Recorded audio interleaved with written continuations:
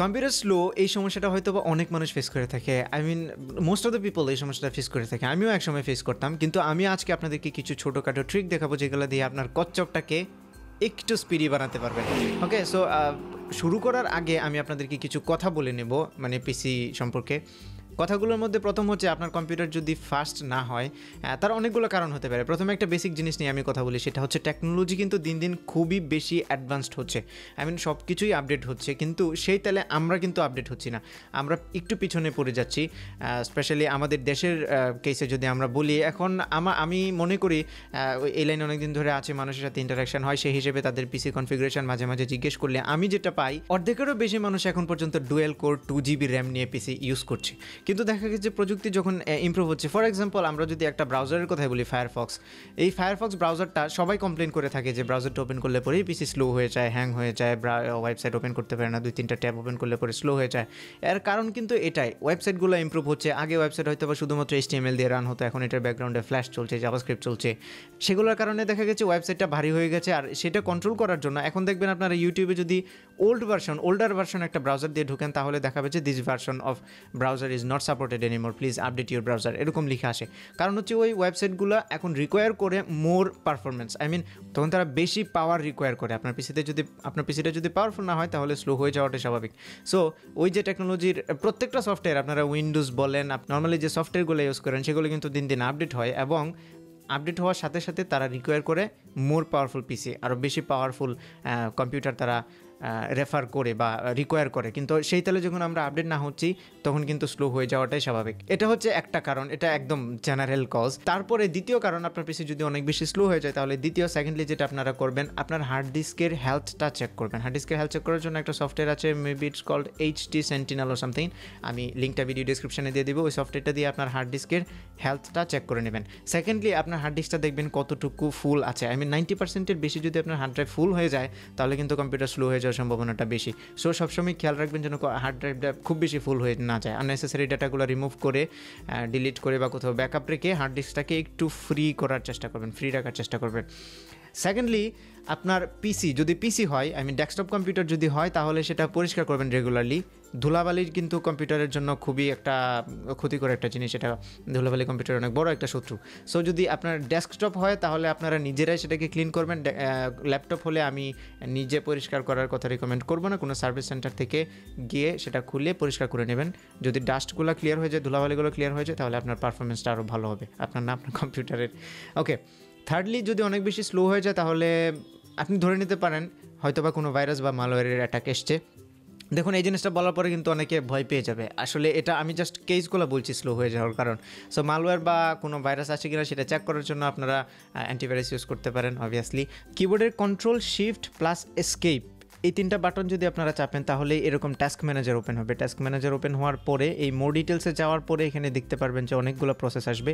এখান থেকে আপনি যদি এই মেমোরিতে ক্লিক করেন, তাহলে হাইয়েস্ট র্যাম যেই সফটওয়্যারটা খাচ্ছে, যে সফটওয়্যারটা নিচ্ছে বা যে প্রসেসটা নিচ্ছে, সেটা আসবে উপরে। এখন আমার এখানে Camtasia 9 দেখাচ্ছে।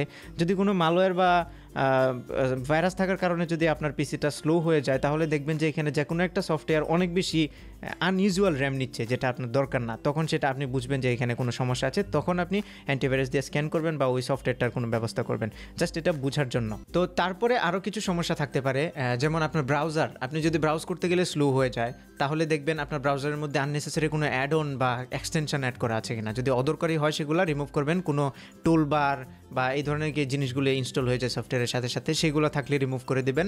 আর লাস্টলি, আননেসেসারি যে সফটওয়্যারগুলো আছে, যেগুলো মানে দরকার নাই, আপনি মাঝে মাঝে ইউজ করেন বা ইউজ করেন না, সেগুলো আনইনস্টল করে দেবেন। এই ছিল থিওরিটিক্যাল কথা। এখন আমরা টেকনিক্যাল বিষয়ে চলে যাব। আপনার কম্পিউটার যদি স্লো হয়ে থাকে, তাহলে কি কি করলে সেটাকে আপনি স্পিডি করতে পারবেন।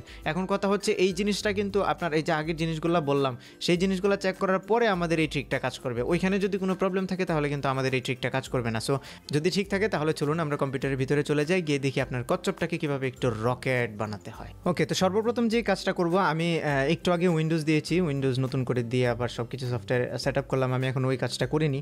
সো প্রথম যেটা করবেন, উইন্ডোজ+R চেপে এই রানটা ওপেন করবেন। আমরা সবাই জানি রান কীভাবে ওপেন করতে হয়, উইন্ডোজ+R। তারপরে এখানে লিখবেন services.msc, services.msc। এটা লেখার পরে এন্টার প্রেস করবেন, তাহলে দেখবেন এই সার্ভিসেস নামে একটা উইন্ডো ওপেন হবে।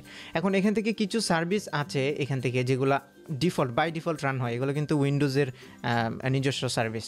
তো এখান থেকে কিছু সার্ভিস আছে যেগুলো আমরা ডিসেবল করতে পারি, এবং ডিসেবল করলে কোনো সমস্যা হবে না, প্লাস আমাদের কম্পিউটারের স্পিডটা বাড়বে। ওকে, তো প্রথম যে সার্ভিসটা আমি ডিসেবল করব সেটা হচ্ছে সুপারফ্যাচ। এই যে, তো এটাকে আমরা ডাবল ক্লিক করব, ডাবল ক্লিক করলেই এই প্রপার্টিসটা ওপেন হবে। এখান থেকে স্টপে ক্লিক করব ফার্স্টে, তারপরে এই যে স্টার্টআপ টাইপ অটোমেটিক থেকে এটা ডিসেবল করে দেবো, ডিসেবল করে দিয়ে অ্যাপ্লাই। ওকে, তারপরে হচ্ছে আপনারা যারা উইন্ডোজ আপডেট না দেন, এখান থেকে আপডেটটা অনেকেই ডিসেবল করে রাখে, তো সেই ডিসেবল করার পরে এইখান থেকেও আপনারা এটা ডিসেবল করে দেবেন, কারণ এটা ব্যাকগ্রাউন্ডে সবসময় রান হতে থাকে যদি আপনি আপডেট না দেন। তারপরেও যদি আপডেট দিতে চানও, তারপরেও এখান থেকে আপনারা ডিসেবল করতে পারেন, করার পরে ম্যানুয়ালি ওই যে আপডেট সেটিংয়ের মধ্যে গিয়ে আপডেট করে নিতে পারেন। ওকে, অথবা অ্যানাবল করে আপডেট হওয়া শেষ হয়ে গেলে পরে সেটা ডিসেবল করে দিতে পারেন। এই যে উইন্ডোজ আপডেট, এটাতে ডাবল ক্লিক করব, স্টপ, তারপরে এটাকে ডিসেবল করে দিয়ে অ্যাপ্লাই। ওকে, তো সাধারণত এই দুইটা যদি আপনারা ডিসেবল করেন তাহলে একটা ভালো নোটিসেবল চেঞ্জ দেখতে পারবেন। তারপরে আরেকটা কাজ আছে, সেটা হচ্ছে আপনারা আপনাদের মাই কম্পিউটার ওপেন করবেন। মাই কম্পিউটার ওপেন করার পরে রাইট বাটনে ক্লিক করে প্রপার্টিস। ওকে, এইখান থেকে দেখবেন বাম পাশে অ্যাডভান্সড সিস্টেম সেটিংস নামে একটা অপশান আছে, এটাতে ক্লিক করবেন। ক্লিক করার পরে এখানে পারফরমেন্স ট্যাবের মধ্যে সেটিংস নামে একটা অপশান আছে, এখান থেকে আবার অ্যাডভান্সড। এবার এখানে আপনারা এই যে ভার্চুয়াল মেমোরি দেখতে পাচ্ছেন, এটা চেঞ্জে ক্লিক করবেন। এখন এই ভার্চুয়াল মেমোরিটা একটা ভালো গুরুত্বপূর্ণ ভূমিকা পালন করে আপনার কম্পিউটারের স্পিডের উপরে। যে ডিস্ক অনেক সময় ফিল আপ হয়ে যায় না, টাস্ক ম্যানেজারে আপনারা দেখেন ডিস্ক ফুল দেখায় মাঝে মাঝে।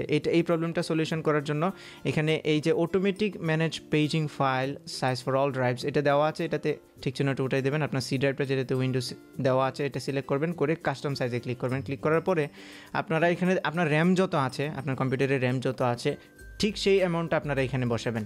আমার এখানে 8 GB র্যাম আছে, তো আমি 8x1024 8192 এটা হচ্ছে ইনিশিয়াল সাইজটা এটা দেবেন। আর ম্যাক্সিমাম সাইজটা ঠিক তার ডাবল দেবেন। ডাবল দেওয়ার জন্য হচ্ছে 16024, মানে হচ্ছে এটা দেওয়ার পরে সেটে ক্লিক করব, এরপরে ওকে, তারপরে আবার ওকে, তারপরে আবার ওকে, হয়ে গেল কাজ। সো এই ছিল ভিডিও, আশা করি আপনাদের জিনিসটা কাজে লাগবে। এটা যখন এই সার্ভিসেসগুলো যখন ডিসেবল করবেন বা যে কাজগুলো বললাম সবগুলো যখন করবেন, তখন একটা নোটিসেবল একটা চেঞ্জ আপনি আপনার কম্পিউটারে দেখতে পারবেন, স্পিডটা একটু বাড়বে। ওকে, সো যদি কোনো কোয়েশ্চেন থাকে এই বিষয়ে আপনারা আমাদের ফেসবুকে গ্রুপে পোস্ট করতে পারেন। গ্রুপের লিঙ্ক ভিডিওতে দেওয়া আছে, কোথাও হয়তো লোয়ার থার্ডে পেয়ে গেছেন, অথবা ভিডিও ডিসক্রিপশনে আছে। যদি ভিডিওটা ভালো লেগে থাকে তাহলে ভিডিওতে একটা লাইক দেবেন, কমেন্ট করে জানাবেন কেমন লাগলো, আপনার ফ্রেন্ডদের সাথে শেয়ার করবেন, আর আমার চ্যানেলে অবশ্যই সাবস্ক্রাইব করবেন। See you on the next tutorial. Tata.